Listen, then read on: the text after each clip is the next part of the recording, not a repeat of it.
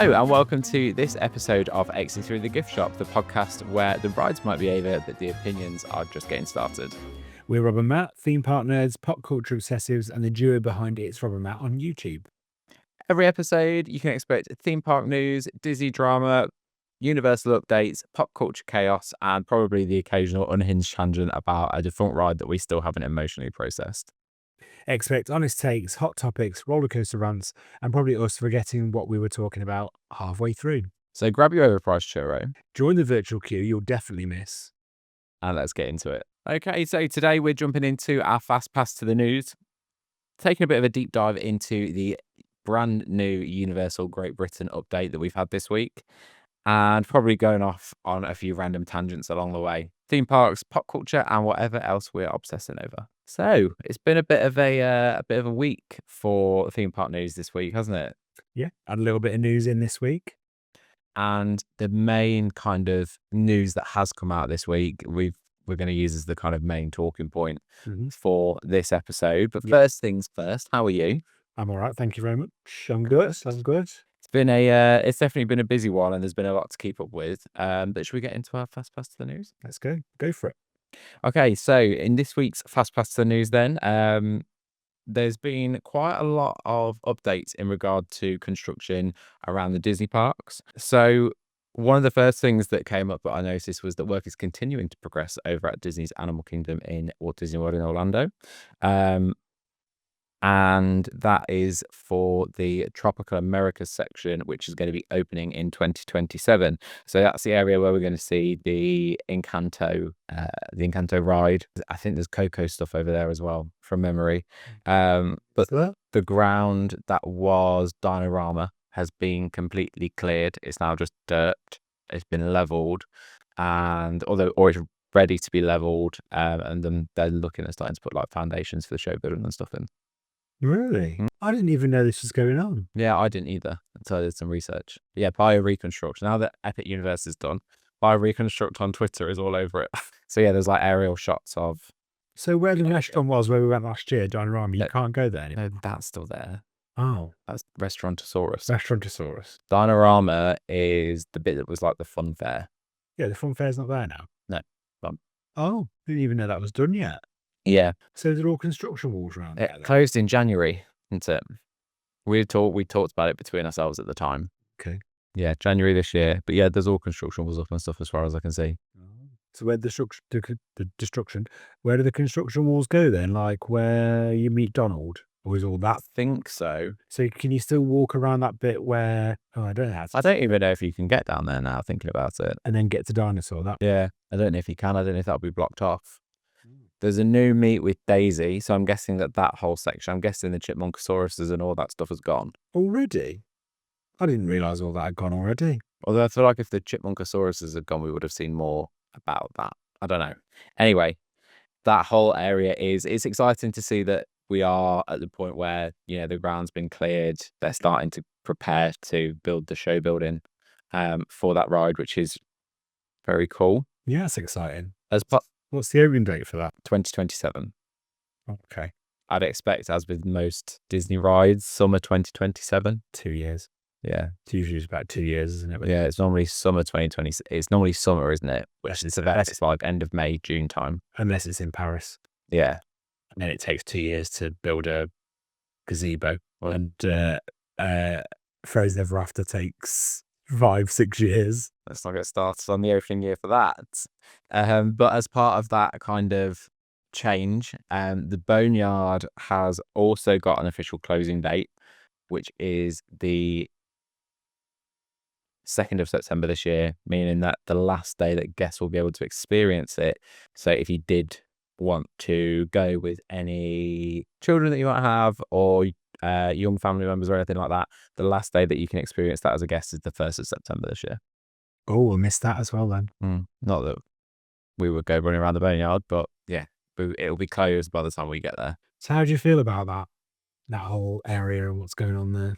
I think, well, I don't really have any like emotional attachment to it, if I'm honest, because by the time that we got there, the first time we ever went together, or the first time we both ever went, the spinning coaster that was there, I don't remember what it was called, was gone. Yeah. And then other than like the meats, I didn't really like any of the land really because it's very like carnival-y. I don't really know what to think of it because there was that spinning coaster, and there was the Triceratops spin, which was basically just like the Dumbos, and then a lot of the other stuff was like carnival games. Yeah. So the issue with that area though is that I think Imagineers tried to be too clever with that area and create a story that nobody knew and nobody understood. Yeah, So I think so too. there is a whole backstory to that whole area. Yeah. The fact that it's like a carnival sat on a car park, as cheap and as un-Disney as that looks, that was all intentional. Yeah, it was intentional. It was supposed to look like that because that's part of the story. And the road markings that you can see were painted there intentionally. It's not actually on a car park. Yeah, it was done on purpose. Yeah, And there's a whole backstory. I think it's really clever, Well, now I know the backstory. It is quite clever. but it goes over people's heads. Yeah, that's the problem. I think it was too clever. It was too immersive. Just a little bit, to the point where it actually looked like Disney just gone, oh, here's an old staff car park. We'll put some rides Yeah. on it. That's what and I honestly genuinely think that's what people thought. Probably agree. It's just crazy that, there's a whole backstory to it that no one really knew or understood, which I find hilariously funny. It is really. But anyway, it doesn't matter now because it's going. Yeah.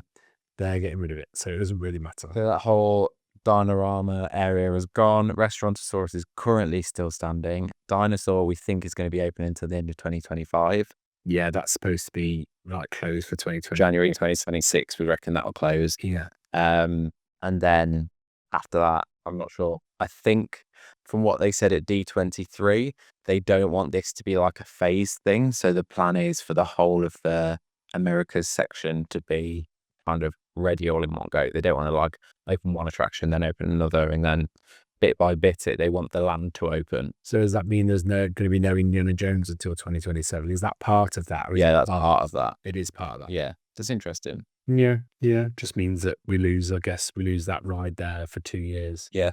Whereas I thought they were going to do that ride because it's shut in 2020. Well, so they're going to do that ride first, open it, and then it'll probably be 18 months-ish that we'll lose that for, I think. But yeah, so that's that part of Animal Kingdom.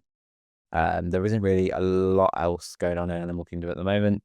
There is some stuff going on over at Disneyland Paris though. Yeah, so on this side of the pond, foundations have started to be laid for the Lion King ride at Disneyland Paris. How do you feel about that? I'm excited about that. That's well cool. Already we're getting that. So this is going to be a phased opening because we're not looking to get the Lion King section until 2028. 2027, 2028. Yeah. So, but they've already started laying those foundations. They've already started. So that's part of an expansion, isn't it? Yeah. To Disney Adventure World. Yeah. But it's quite weird that they're going to open Disney Adventure World. They're going to open all that part of it, the lake and Frozen Ever After and all that, Arendelle and all that. But then we're still going to have construction walls up and cranes while they're constructing the Lion King. How close that is in vicinity. I mean, when we were there last year and we walked across the back of it, it did look quite close by, didn't it? But in actual fact, when you're there, how close it is, I don't really know. So are you going to be walking around into Arendelle? There'll be literally cranes right there. Or will it be set back a little bit? I mean, I would hope it is set back a little bit and there is a bit of like a walk and basically so you can't really see too much of it from Arendelle. Yeah, nice. I hope that skyline has been thought about. I'm sure it has. Rectified. I'm sure it has. But yeah, that would be nice if they've done that to ensure that you can't see too much of the land. Yeah. But in saying that, I mean, are we kind of getting to a point now where we're getting past that? We're getting past that kind of when you're in one land, you shouldn't be able to see another. No, I don't think so. You shouldn't be able to see backstage areas. You shouldn't be able to see this. You shouldn't be able to see that. Are we kind of going past that a little bit now? Is that kind of a thing that Walt started and Walt wanted and we don't really do that anymore? I don't think so. No. Because when you're on Tron, you can see all backstage areas. Yeah, but that's slightly different, I think. I don't think that from a land perspective, if you're exploring that land, you shouldn't really be able to see other lands. Does that make sense? Yeah, I think so. Don't feel like that makes sense, but I know what I mean. But yeah, it's really exciting to see that these foundations are already being laid. It means that, the show building will start to be constructed within the next few weeks or months. And you can kind of get an idea once that's started, you can kind of get an idea of the footprint of that ride as well. Because I think it's going to be quite big. I think it's going to be quite a big footprint. I'm imagining they say it's not going to be, but I think it's going to be something Tiana's Bio-Adventure-esque. Yeah, that kind of size. Yeah. Yeah, I think so too. That kind of size, that kind of ride type. I'm imagining that's what it's going to be. But imagine how, I guess it's something that they need to do, because once 2031 comes along and we have Universal here, there needs to be, Disney are always going to be Disney, aren't they? Disney are always going to attract Disney people. Yeah. Disney are always going to have those guests, but they still need to make sure that they are attracting the general public, and they've still got that pull in France, because it's not going to be like Orlando where you can just drive half an hour down the road. It is going to be like easily 5 hours between them, 6 hours between them. So I suppose they still need that pull. Yeah, it's not direct comparison, is it? But they do need something to kind of bring people, I think. Universal's definitely going to be some competition for them, which they've not really had in Europe before. No. So it's going to be interesting to see how this plays out. I agree. Maybe we'll see some investment into Disneyland Park off the back of this after 2 years. I hope so. I really hope so. I do too. There's so much more classic stuff that they could give to Paris.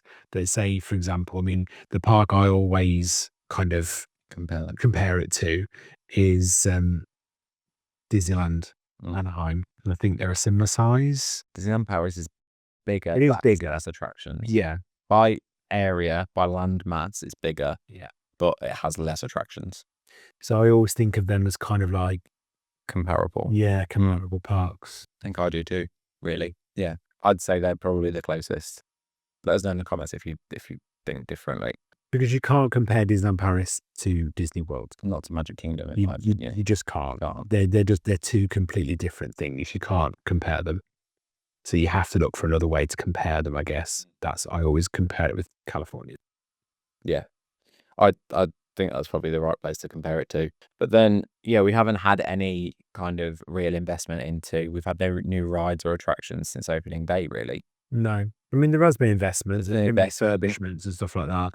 But no, there's been nothing new gone in. And it would be nice to see something new go in. I do believe they have land. They have space. Yeah.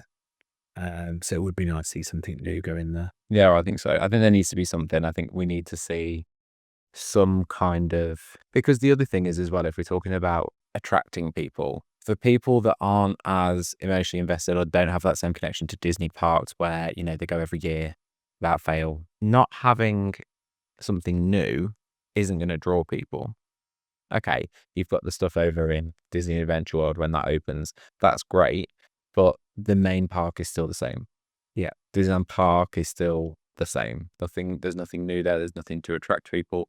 There's no new rides. There might be new shows, but there's no new rides or anything. So I think you need both. I think you need something new in both, if I'm honest. Was the last major investment in there Buzz Lightyear? Would have been, wouldn't it? Probably. Because what was in there before? Honey, I Shrunk the... No, that wasn't in there. That wasn't in there. That was at the back, wasn't it? So what was in there before? Yeah, I Shrunk the Audience. Wasn't that? I can't remember. No, I can't.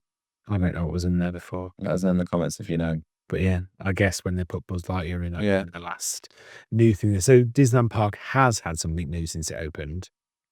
It had Buzz Lightyear put in, because Buzz Lightyear wouldn't have been a thing when it opened. No, I suppose I'm thinking about it like that. Yeah. Okay, ignore what I said.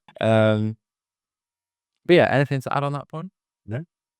Okay, so the last part of our Fast Pass new to this week is that Epic Universe pass holder perks. So by pass holder perks, we're referring to the tickets that are available to Universal Orlando annual pass holders are currently only available through 2025.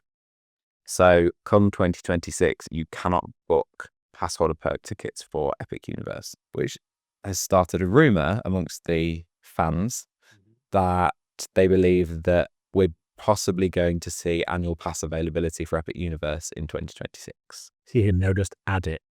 Not necessarily add it. We might see a price increase. It's increased. 2 different types of passes, for example, a 3-part pass and a 2-part pass, like there is currently. Yeah. I guess it'll become a 4-part pass and a 3-part pass, and then I haven't really looked at any. I still haven't seen anything. I haven't really looked in depth at it because again, we're going to Epic Universe this year, so I don't want to look too much. But do you think Epic Universe is a full day park, I can't comment on that until we go. or are people popping in half a day? Is it a half day park? I think it's Popping a in, full day. doing what they need to do, and then getting out. I think it's a full day when you first go to explore it. Make sure you do everything properly. But I don't necessarily think it's more than 1 day. I don't think that I think once it's established and it's kind of found its feet and everybody's kind of used to it being there, will it still be a full day park? I don't know. It's 100% is gonna need its expansions. I mean, they have already started work on the. There's already planned, isn't there? There's already something going on to start pushing the expansions in. I have seen a few rumors as to what might be coming in, so that's exciting. But I might just leave that for another podcast. Yeah. So, yeah, I don't think I'm going to talk about that now, because what I don't want to do as well is start talking about that and then push this over, way over. So I think I'll leave that there for now. But there are some rumors going around of what we could be seeing and what could be coming to Epic Universe. Yeah. So moving on to the next point then, is very exciting. Still very, very early days. Very early days. But is very exciting that we've got this. The documents and the plans have been submitted to the UK government and the people of the UK to kind of read through it if they want to, because obviously these kind of planning documents have to be public documents. Yeah.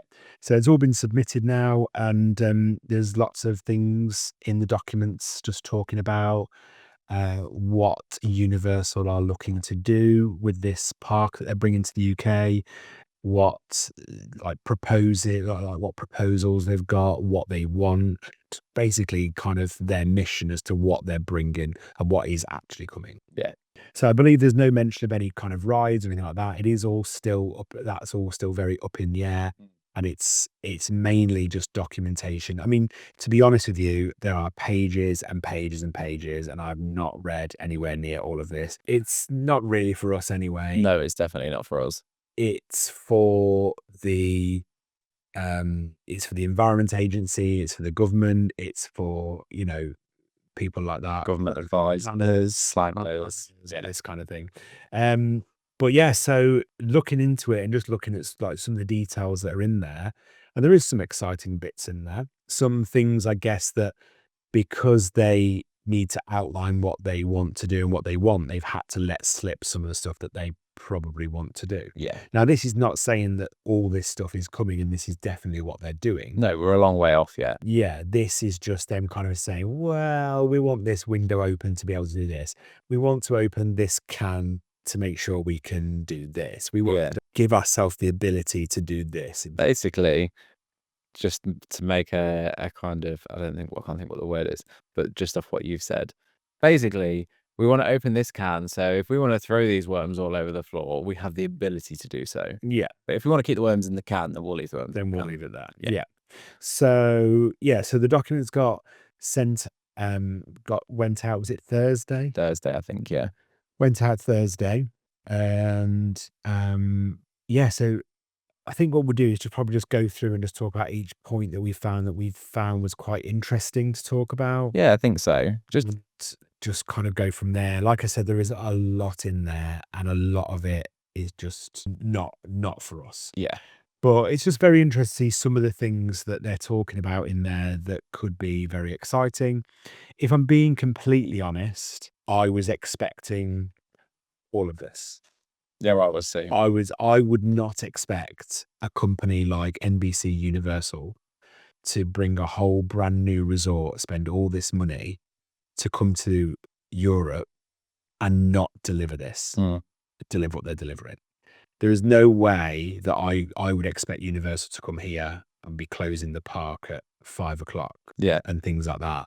I 100% was expecting all of this. Yeah. Mm. So just to be clear for anybody that's not aware of the situation, Universal has submitted these documents to the UK government, and the reason for that is that these documents will basically allow them to build anything that's stipulated within these documents without having to then submit planning permission for each individual thing, correct? Yeah, I think so. In layman's terms. Yeah. I'm not a town planner. I don't work for the council, so I don't. No, but that's the I understanding think that I have. yeah, that is how I understand it. They basically stipulate all this stuff so they can just go, right, can we crack on and build it now, please? Without going, write out a document and say, can we please build this building? Write out of the document, can we please build this shop? Write out of the document, can we build this roller coaster? Yeah. Yeah. So it's to avoid all of that, I think. Yeah. As far as we understand it. If not, and anybody else understands that better, please do explain in the Yeah, comments. that's no. If we've got it wrong, please do explain in the comments, because it's not It's not our area of not expertise. our area of expertise, let's just say. So the first point that we pulled out was planning to continue to raise the bar and keep innovating, following from Epic Universe. So that to me says, we've done Epic Universe, this is what we've done.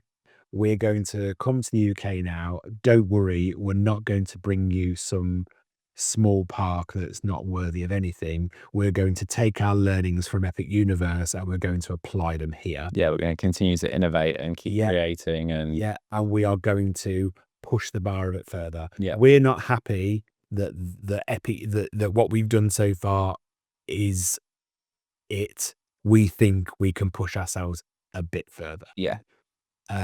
Which again, a company like this, you would expect them to do that. You wouldn't expect them. They've not had a park in Europe for a very, very long time. No.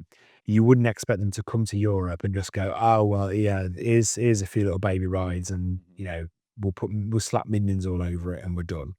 You would expect them to, if they're coming to Europe, where Disney already have a footing and have done for 32 years, they're going to come in all guns blazing, and they are going to come in and they are going to be show-stopping. Yeah, of course they are. I think. Especially as they obviously already know that Disney are building this massive expansion. They can't just come in with some mediocre thing. No, definitely not. Definitely not. And I think it's going to be interesting to see what comes from that as well. Yeah. And how they continue to develop themselves and raise the bar and, keep pushing forward, because Epic Universe is a groundbreaking theme park in many ways. So what are they going to do differently here? Yeah. But they have to do that. They can't say, there's Epic Universe, that's as best we can do. No, exactly. They're going to come over here and go, let's innovate, let's do more. Yeah. Let's let's disrupt the industry. And interestingly, off the back of that, the next point that they made in there was that the documents actually talk about a new vision of their famous Studios park. Yeah.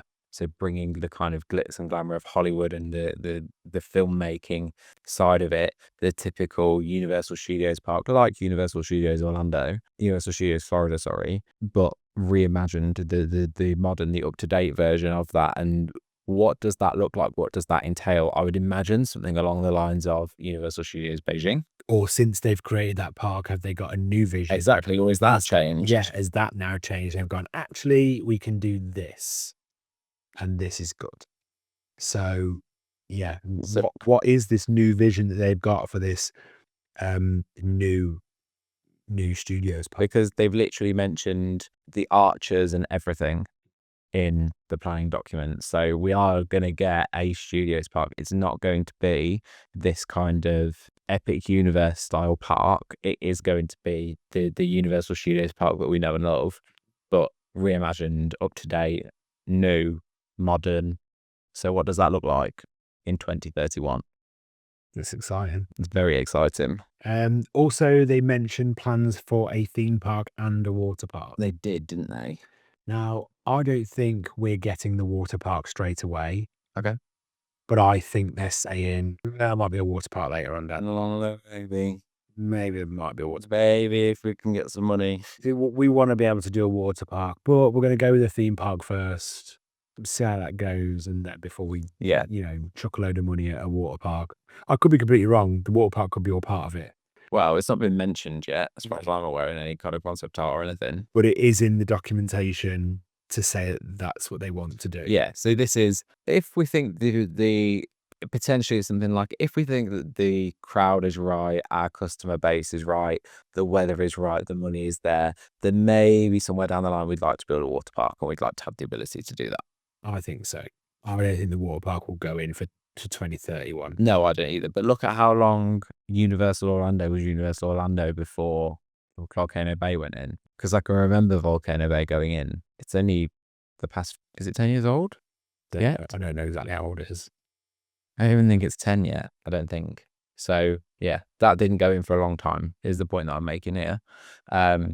So who knows? We might see the same thing from. The water park could be the first expansion. Yeah, it could be. That could be the first thing that we see from it. Yeah.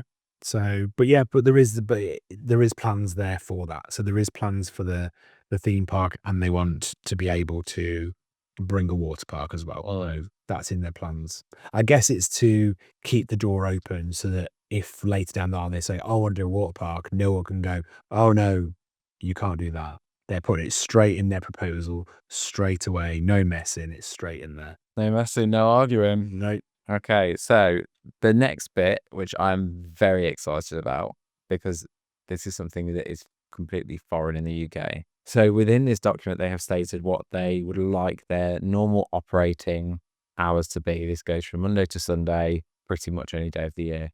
And what they've asked for is operating hours between 7 a.m. and 11 p.m. So the park could be open anywhere between those hours on a normal operating day. That in the UK is unheard of. Yeah. Most of our parks close at 4 or 5, maybe 6 if you're lucky. 6 in the summer. 6 in the If you get 6 during the summer holidays, yeah. Yeah. But that just means that they are looking to be open from between 7 and 11. They could be open for their own operating hours could be say 9 till 10. 9 till 9 or 9 or till 9 till 10. 9. Yeah. But they just want the ability Yeah. to go from 7 to 11 if they want. Without having to put in any kind of special requests. Yeah. So they're strong and healthy operating hours. Very strong. We've then got seasonal operating hours of 7 a.m. until 2 a.m. What theme park in the UK has operating hours until 2 a.m.? None. Ever, I don't think. Ever. And then lastly, holidays. So things that were mentioned there were things like Bonfire Night, 5th of November, Christmas, Easter, Diwali, things like that. Those kinds of holidays that were mentioned there. Yeah. They're looking for opening hours on holidays between 7 a.m. and 1 a.m. Yeah. That's crazy.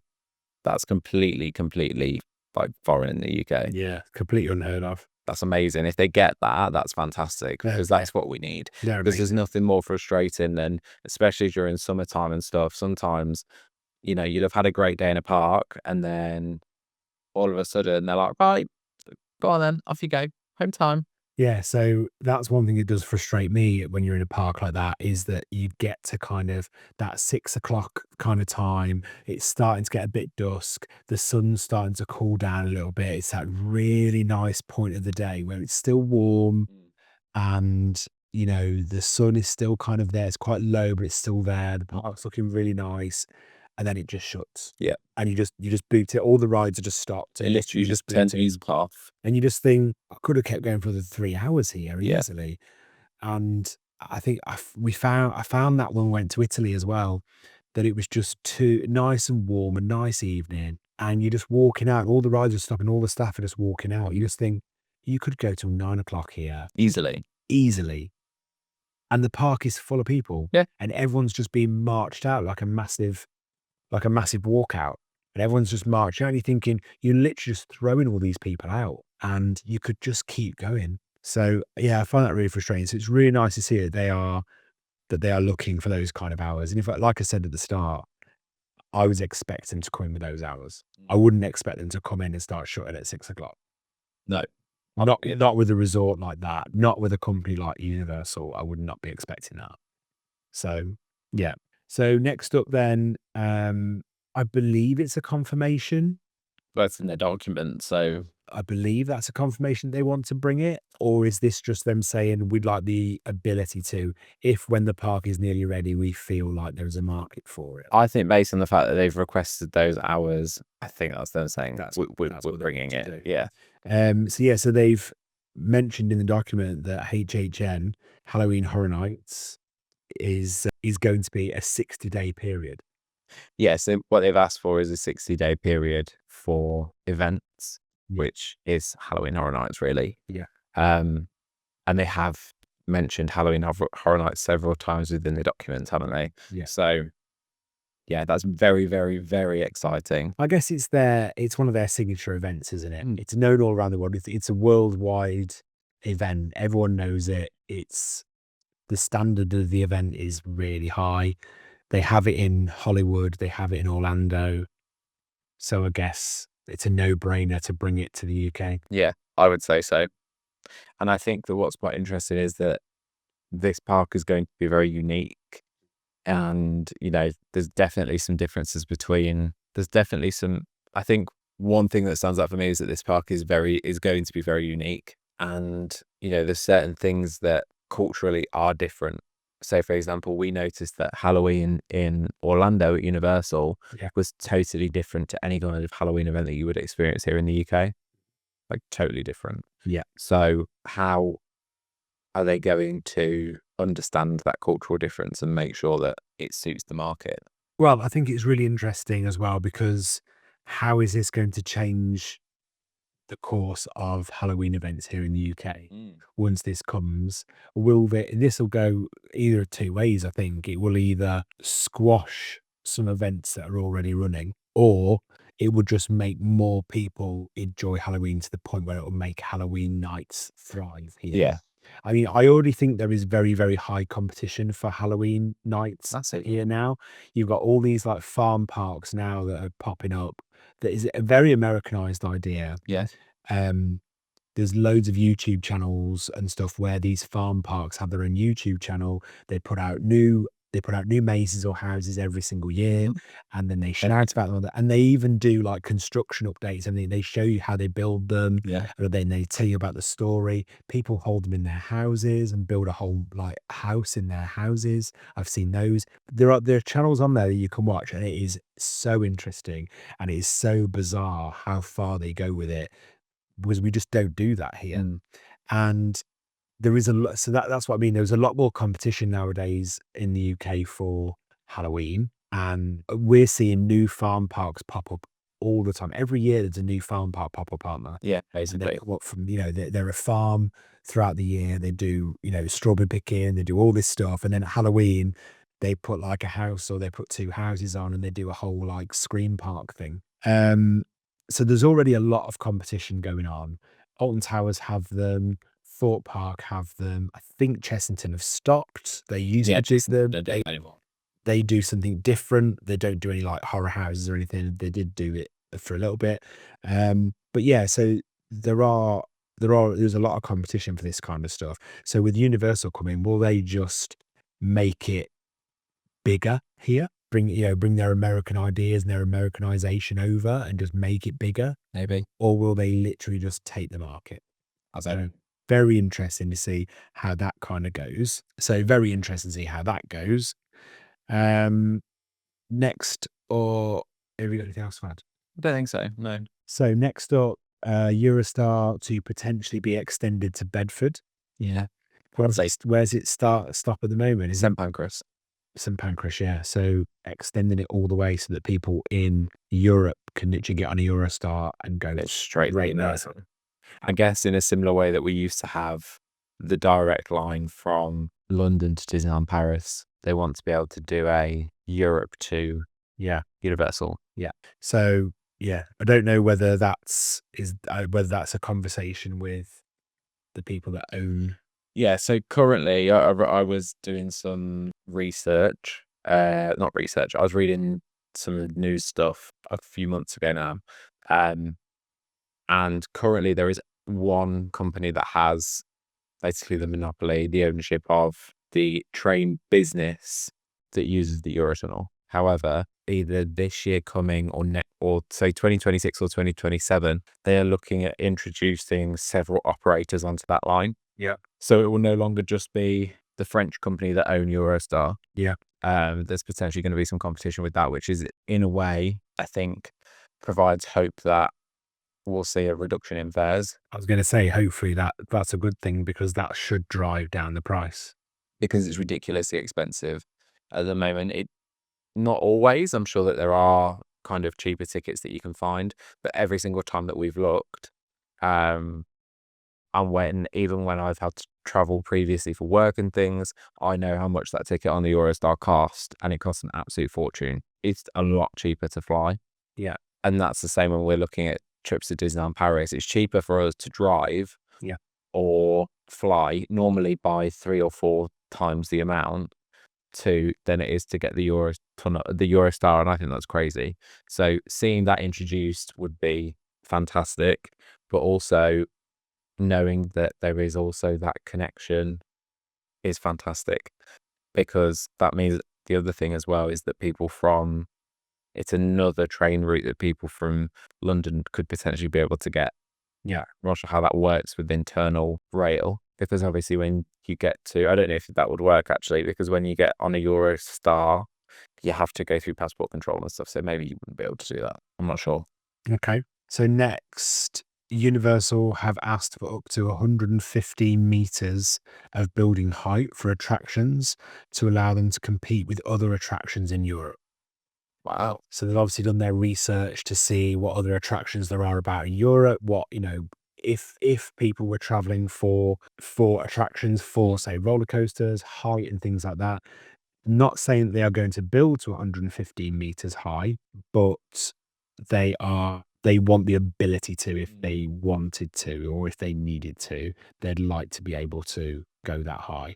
150 meters, 330 something feet. Yeah, 337 7 feet or something. Yeah, we haven't got the conversion, but about 337 feet, something like that. It is, which is incredible, because the tallest roller coaster at the moment in the UK is Hyperion at Thorpe Park at 236.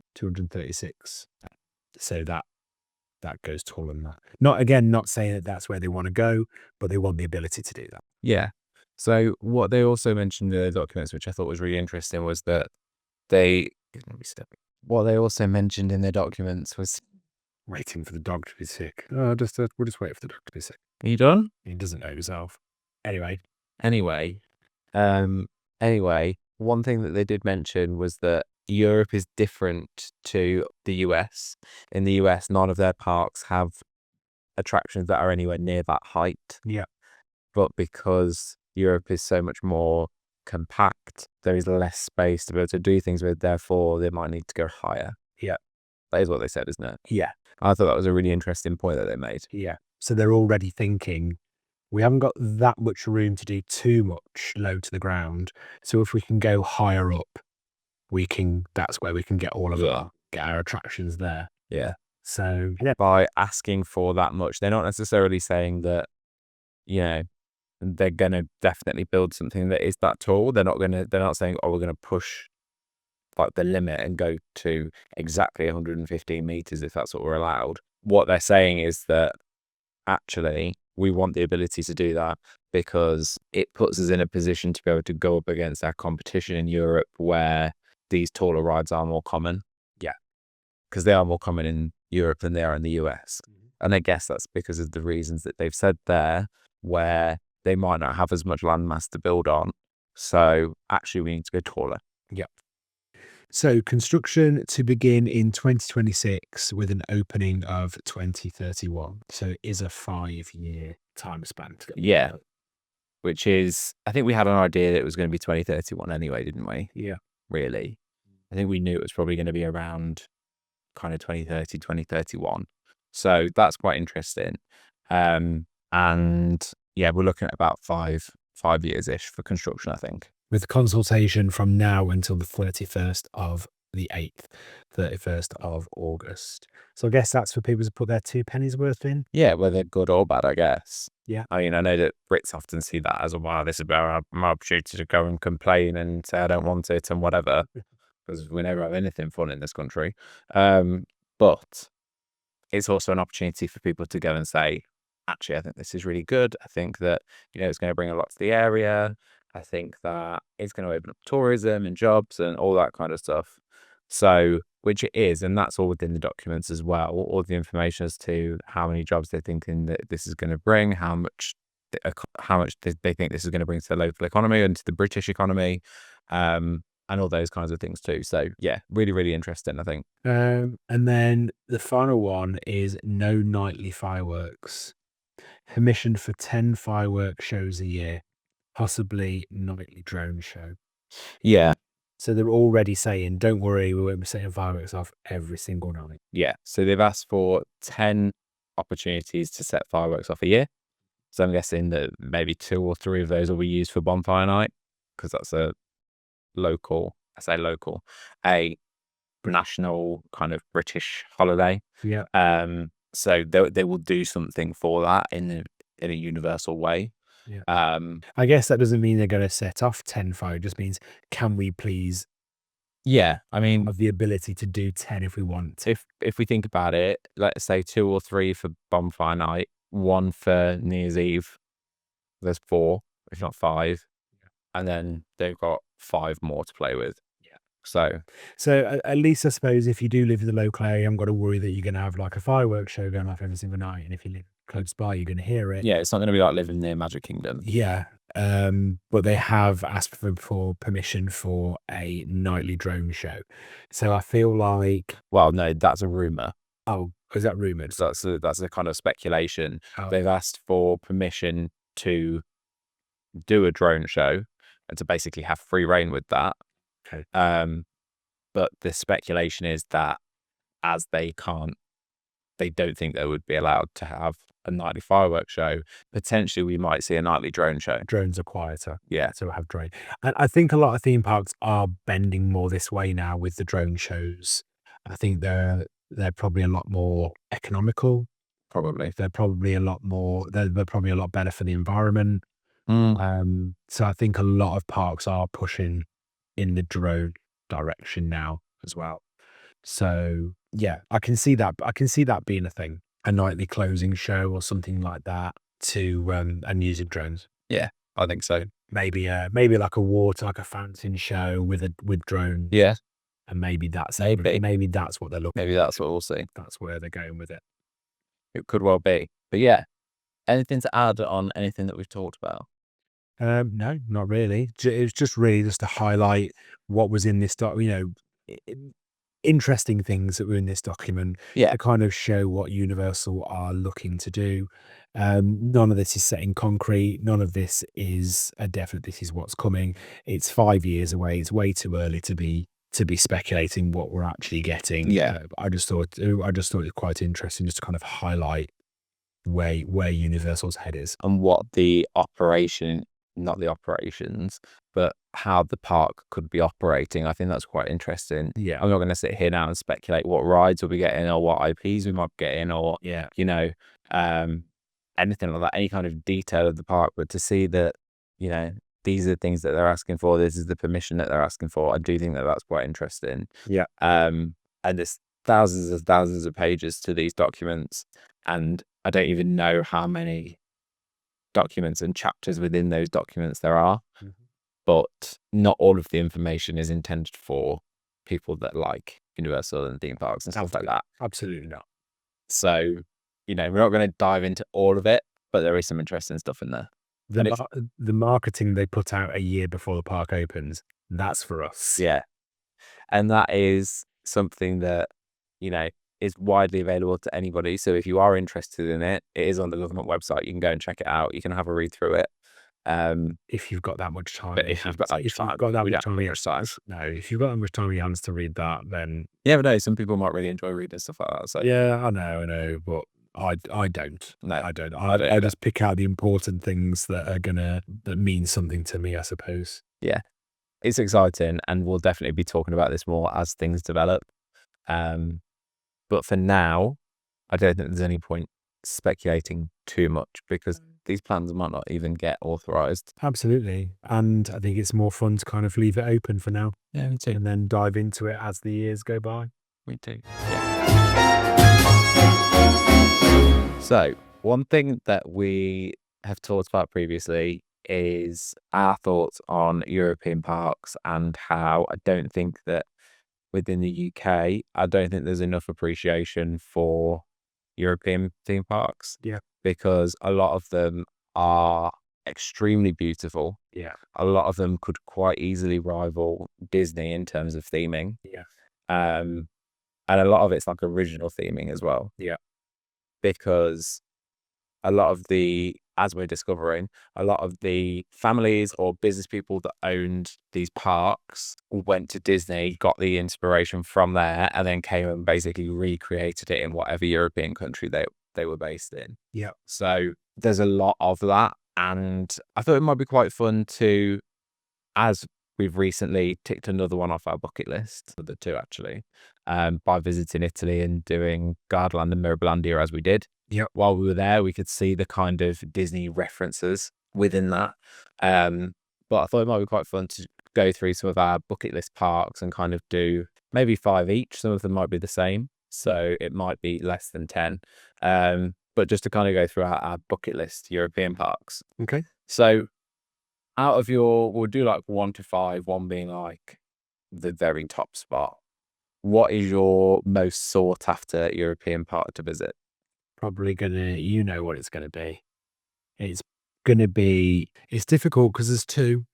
I think it's gonna have to be Europa Park. Yeah, mine's the I same. think, I think it is the one, I really want to get to. Yeah. It's just got some really unique rides there. It's got some really nice, it's a very, very pretty park from what I've seen. It's got that new coast there I really want to do, Voltron. Yeah. So I am desperate to get to that park. They have their own mascot, the Europa Mouse. That's a mouse. The mouse. Yeah. And they have a ride building that looks very much like the ride building for Spaceship Earth. Yeah. The Epcot Ball, as some people refer to it as. Mhm. So you can see where the family took the inspiration from to then bring that over and recreate that in Germany, because Europa Park is older than Disneyland Paris, is it not? Yes. So at the time, there was no Disney park in Europe. No. So they created their own. Yeah. And I love that. Which is exactly what happened in the UK with Drayton Manor. That's exactly what George Bryan did at Drayton Manor. He visited Disneyland, California, came back and was like, I'm going to build my own here. Yeah. So, and as we discovered, that's what happened with Gardaland as well. Yep. Because we've been doing some research into that park since we visited. So yeah, it's not uncommon for that to happen. Yeah, I think that's definitely my number one. Number 2, Phantasialand. Yeah. Is my number 2. Very close, followed very closely behind Europa Park. Okay. I'm desperate to do Phantasialand. I really want to go. Every time we've looked to book it, it's either just been too expensive or not quite the right time for us. We want to do 2 or 3 days there, just rushing all that, and we can really take it in because the theming is really deep there, and they've got some really like good characters and stuff there. So we want to take our time with it. So it's just every time we've tried, it's just not been the right time, I think, for us. So, yeah, we're still yet to do Phantasialand again in Germany, but absolutely dying to get there. So another one, it's got some really cool rides, some really unique rides there as well, some really unique themes that are really interesting to me.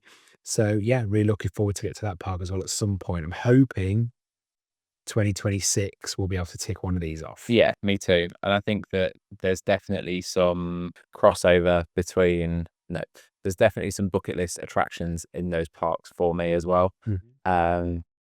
Fly at Phantasialand looks incredible. Yeah. So yeah, really, really looking forward to that. I knew that those two would be in that order. Yeah. I think number 3 for me would probably be Efteling Okay. Yeah. in the Netherlands. Yeah. Probably the same for me. Yeah. It's more of a fairy tale park more than a theme park, I think. As in, no, that's wrong. It is a theme park, but there's no big coasters there. There's no big rides there. No, there is big coasters, but it's not known for its coasters, is No, it? no. It's not that kind I of think it's more known for its dark rides and its storytelling. Mm. So it's probably the European park that is most closest to Disney of all of them, because it's more about the storytelling, the fairy tales, and the dark rides and all that kind of thing, the immersion and all. Yes. Yeah. I think Efteling is one that, if I'm totally honest, I don't think I'm going to understand until we get there. Yeah, probably. I feel like that's how Efteling's going to be. Yeah. What would be a number 4 for you? Toverland. Oh, okay. Toverland in the Netherlands. It's not too far from Efteling, I don't think. I think you could do Toverland and then travel. Yeah. I think you could drive, because I think it's a couple of hours, but you can drive. Yeah. Because Efteling is kind of by Amsterdam, isn't it? Not too far from Amsterdam. I think Toverland is a bit further up north, from what I understand. But yeah, Toverland, because they've got an amazing flying coaster there. Phoenix. Yeah, Phoenix. It's got some really interesting themes there that I'm very, very interested to check out. And some good rides and good dark rides and stuff there as well. So yeah, Toverland is one for me. So Toverland would have been my number 5, I think. Okay. My number 4 was Parque Walnut. Okay. In Madrid. Purely because there's a number of different rides and stuff that I've always been very interested in that park. I'd quite like to experience a Warner Brothers park and see what that's like. Yeah. It's in Spain, so I can imagine that Spanish queue jumping is just a nightmare. As I think, it makes me really angry. But yeah, I would imagine that it would be rough, but there are some really cool rides there. And now, what does it also have? Gotham City, which is what? A multi-launch Intamin coaster. Yeah. One of your multi-launch Intamin coasters. Yes. Of. Yeah. So it's the same as Intamin Blitz. Yeah, same as Velocicoaster, same as Tutatis. Yeah. What does every park need? One of them.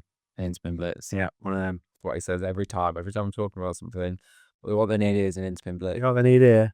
One of these. Get a Velocicoaster. I love them. I absolutely love them. I think they're such good rides. They are. They're fantastic. They're a showstopper. They really are a showstopper. So yeah, definitely. I agree. Definitely. Yeah. What would your number 5 have been then? My number 5 is Tripsdrill. Okay. So Tripsdrill, I wanted to put in there. Tripsdrill's in Germany, right? Tripsdrill again is in Germany. But it's more southern. Oh, I thought it was very northern. I think it's like Europa. You go a bit further down, and Tripsdrill's there. Oh, okay. Maybe I'm getting confused. I thought it was like on the Netherlands border. I don't think so. Maybe I'm not. Maybe I'm getting confused with where Toverland is. Yeah, I did want to get Tripsdrill in as well. Love to get Tripsdrill in. Nice little family German park. Oh, they're all very German, my ones, aren't they? Yeah. Germany is a country that we haven't really visited too much. We've only ever done Hyde Park. Yeah. And that was only because we could see Taylor Swift, and it was on the way from the airport that we flew into. Yeah.